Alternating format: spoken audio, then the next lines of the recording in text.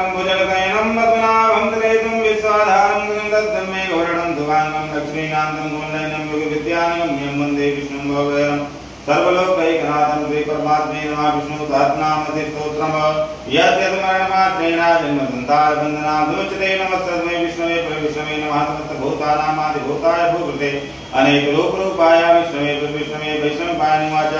धर्मानुदेशेन पावनानि च सर्वदाय देश्यासान्तनमः।